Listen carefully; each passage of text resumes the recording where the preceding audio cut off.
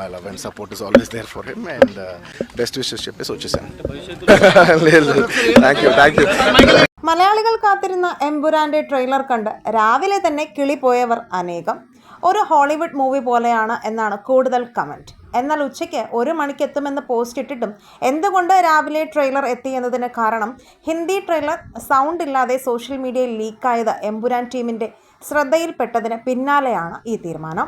എന്നാൽ ഇപ്പോൾ തെലുങ്ക് മാധ്യമങ്ങളിൽ നിന്നും പുറത്തു വരുന്ന വാർത്ത അല്ലു അർജുൻ എമ്പുരാൻ്റെ ട്രെയിലർ കണ്ട് പൃഥ്വിരാജിനെ അങ്ങോട്ട് വിളിച്ച് അപ്രീഷിയേറ്റ് ചെയ്തുവെന്നും പൃഥ്വിയുടെ ഡയറക്ഷനിൽ ഒരു സിനിമ ചെയ്യാൻ അല്ലു ആഗ്രഹം പ്രകടിപ്പിച്ചു എന്ന വാർത്തയും പുറത്തു വരുന്നുണ്ട്. If as a fan in Malayalam, I'll say I'm only a Mohanlal fan. Everybody's films and I appreciate them. But as a fan, if you ask me, I'm only Mohanlal fan. താനൊരു കടുത്ത മോഹൻലാൽ ഫാനാണെന്ന് മുന്നേ പറഞ്ഞ അല്ലു അർജുൻ എമ്പുരാൻ കാണാൻ തനിക്ക് ആഗ്രഹമുണ്ടെന്ന് പ്രകടിപ്പിച്ചതായി fans പേജിൽ വാർത്തകൾ വരുന്നു. അത് എത്രത്തോളം സത്യമാണെന്ന് അറിയില്ല.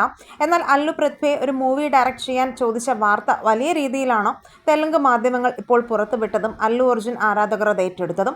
കൂടാതെ എമ്പുരാന് ഓരോ സ്റ്റേറ്റിലും പ്രമുഖ സെൻറ്ററുകളിൽ സെലിബ്രിറ്റി ഷോ ഉണ്ടാകുമെന്നും സൂപ്പർ താരങ്ങൾ കാണാനെത്തും എന്നതാണ് അറിയാൻ സാധിച്ചത്. കാരണം എമ്പുരാൻ 100 കോടി 200 കോടി ഒന്നുമല്ല ലക്ഷ്യം. അതിലും വലിയ കോടികൾ നേടിയാലേ 3-ാം ഭാഗം ഇതിലും വലിയ ക്യാൻവാസിൽ എടുക്കാൻ സാധിക്കൂ എന്നതുകൊണ്ട് എന്ത് വില കൊടുത്തും പൃഥ്വിരാജ് വലിയ രീതിയിൽ മലയാളികൾ ചിന്തിക്കാൻ കഴിയാത്ത രീതിയിൽ സിനിമ പ്രൊമോട്ട് ചെയ്യും എന്നാണ് പുറത്തു വരുന്ന വാർത്ത. നിങ്ങൾ എമ്പുരാൻ ട്രെയിലർ കണ്ടവരാണെങ്കിൽ നിങ്ങളുടെ അഭിപ്രായങ്ങൾ മടിക്കാതെ കമൻറ്റ് ചെയ്യുക. വീഡിയോ ലൈക്ക് ഷെയർ ചെയ്യാനും ചാനൽ സബ്സ്ക്രൈബ് ചെയ്യാനും മറക്കല്ലേ ഫ്രണ്ട്സ്.